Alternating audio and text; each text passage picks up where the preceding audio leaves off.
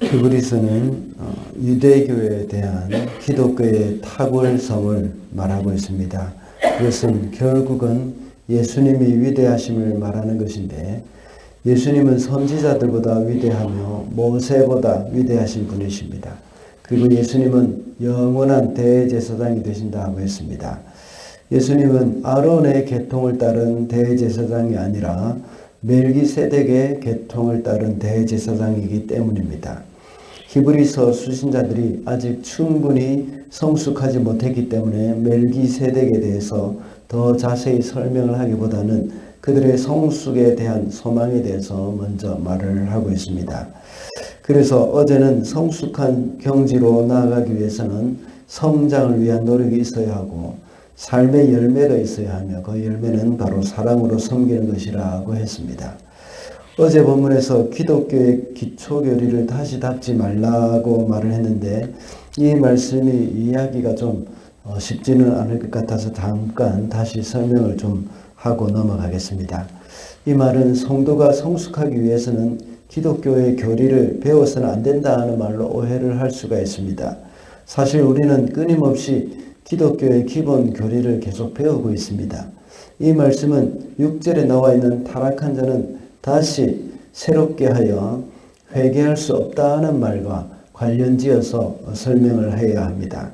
그 당시에 유대인들 중에 기독교로 개종을 한 사람들은 고난으로 인해서 다시 유대교로 돌아가 버린 사람들이 있었다고 말씀을 드렸습니다. 그래서 히브리서 기자는 아직 유대교로 돌아가지 않고 남아있는 이 사람들에게 편지를 하고 있는 것입니다. 6장 2절에 보면 또다시 기독교의 기초를 놓는 일이 없어야 한다는 말을 합니다. 그들은 이미 그리스도에 관한 기본 교리들을 다 알고 있었기 때문에, 어제 말씀드린 6개의 그런 내용들을 다 알고 있었기 때문에 이 사람들을 위해서 다시 기초를 배울 필요는 없습니다. 그러나 배교하고 다시 유대교로 돌아간 사람들은 다시 그 기초를 닦아야 할 정도로 퇴보해 있었던 것입니다. 그래서 너희 중에는 다시는 그런 일이 없어야 한다는 것을 말씀하고 있는 겁니다. 만약 배교하여서 그런 신앙의 퇴보가 일어날 경우에는 회복이 불가능하다는 것을 6절에서 말씀을 하고 있는 것입니다. 한마디로 말하자면 배교하지 말라는 것입니다. 고난이 견디기 힘들다고 해서 다시 유대교로 돌아갈 경우에 회복할 수 없다는 것을 기억하라는 말씀입니다. 이어서 오늘 본문에서는 이러한 성숙의 경지로 나아가는 것을 목표로 하고 신앙생활을 하는 사람에게 위안과 소망을 주는 그런 하나님의 약속을 다루고 있습니다. 그래서 오늘은 하나님의 약속이라는 제목으로 말씀을 살펴보겠습니다. 첫째로, 하나님의 약속은 하나님의 직접 보증이 되십니다. 13절 말씀입니다. 하나님께서는 아브라함에게 약속하실 때에 자기보다 더 큰 분이 계시지 아니하므로 자기를 두고 맹세하시고서. 보통 약속을 할 때에 그 약속의 안전을 보장하기 위해서 보증이나 담보를 합니다. 보증인의 재력과 담보의 가치가 클수록 그 약속은 더 확실하고 안심할 수가 있습니다. 우리가 1년 후에 갚겠다고 약속을 하고 은행에서 10만 불의 돈을 빌린다고 생각해 보십시다. 그때에 100만 불짜리 집을 담보한다면 약속을 받고 빌려주는 입장에서는 굉장히 안전하게 느낄 겁니다. 그러나 10만 불의 돈을 빌려주면서 2만 불짜리 자동차를 담보로 받는 사람은 아무도 없을 것입니다. 하나님도 역시 아브라함에게 약속을 할 때 하나님보다 더 크신 분을 담보로 하면 좋겠지만 이 세상에는 하나님보다 크신 분이 없으십니다. 그래서 하나님은 당신이 직접 보증이 되셔서 그 약속을 하신 것입니다. 그러니 하나님의 약속이 얼마나 또 신실을 하겠습니까? 이스라엘이 출애굽해가지고 광야에서 우상을 섬기고 타락에 빠져 있을 때에 하나님이 그들을 다 죽여버리고 모세로 시작해서 다시 민족을 일으키겠다고 하셨습니다. 그때 모세는 하나님의 약속의 말씀을 들고 나와서 그들을 용서해달라고 기도를 했습니다. 그러나 하나님은 그럴 때에 하나님은 즉각적으로 응답하셔서 그들을 백성들 다 용서해 주셨습니다. 이것이 바로 하나님이 보증이 된다는 말입니다.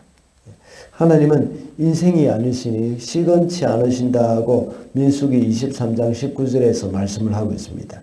우리는 어떤 일이 있어도 하나님의 약속의 말씀을 굳게 붙들고 살아야 합니다. 왜냐하면 하나님 당신께서 직접 그 약속의 보증이 되어 주셨기 때문에 그 하나님의 약속을 가지고 하나님 앞에 나아갈 때에 하나님은 그 약속을 이루실 것입니다.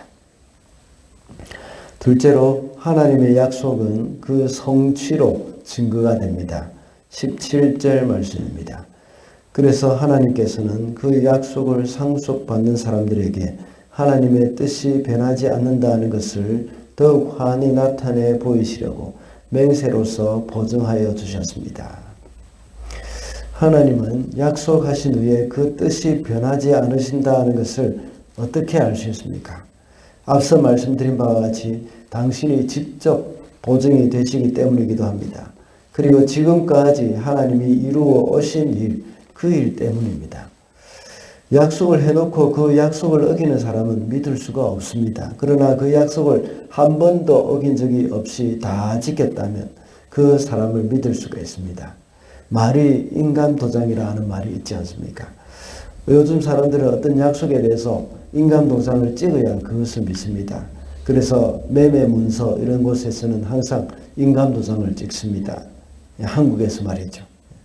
그러나 평생을 살아오면서 말로 약속을 한 것을 반드시 지키는 사람은 그만큼 믿을만 하기 때문에 인간 도장이 필요가 없다는 것입니다. 하나님이 바로 그런 분이십니다.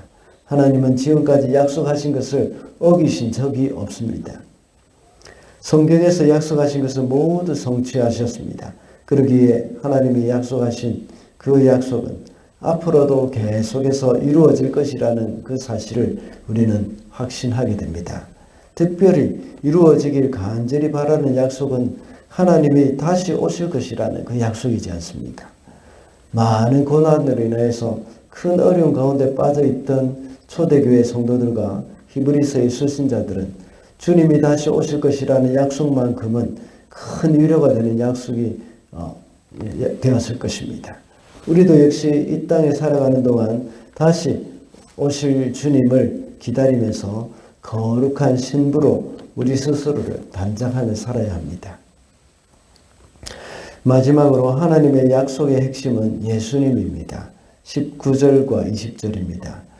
우리에게 이 소망이 있으니 그것은 안전하고 확실한 영혼의 닷과 같아서 휘장 안에까지 들어가게 해줍니다.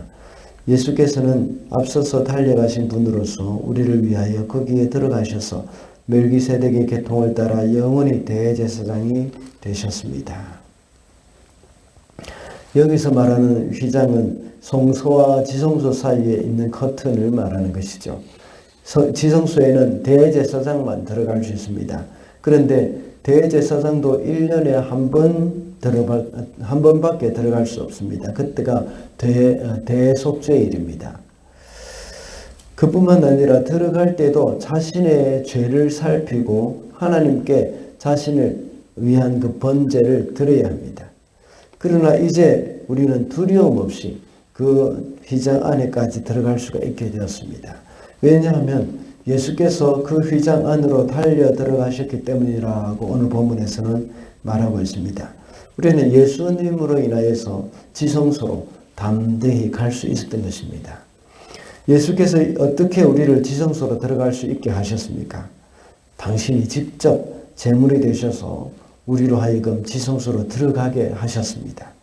주님이 십자가에서 죽으실 때 성소의 휘장이 찢어짐으로써 지성소로 들어갈 수 있는 그 문을 활짝 열어놓으신 것입니다. 이 예수님이 바로 아담 이후로 수천 년 동안 하나님이 그 백성들에게 하신 약속의 핵심입니다. 그러므로 구약의 모든 약속이 예수님께로 집중되어 있는 것이고 그 약속의 성취로 2000년 전 팔레스타인 땅에 주님이 오신 것입니다. 주님으로 인해서 모든 인류가 하나님의 구원에 들어가게 되었고 영원한 멸망에서부터 영원한 생명으로 옮겨지게 되었습니다. 하나님의 약속의 핵심인 예수 그리스도를 인하여서 새로운 삶을 살면서 하나님을 기쁘시게 해드려야겠습니다. 말씀을 맺겠습니다. 오늘은 하나님의 약속이라는 제목으로 말씀을 살펴봤습니다. 하나님의 약속은 하나님이 직접 보증이 되신다고 했습니다. 그리고 하나님의 약속은 그 성취가 보증이 되고 하나님의 약속의 핵심은 바로 예수님이라고 했습니다. 오늘도 그 약속의 말씀을 굳게 붙들고 승리하는 저와 여러분이 되시기를 바랍니다.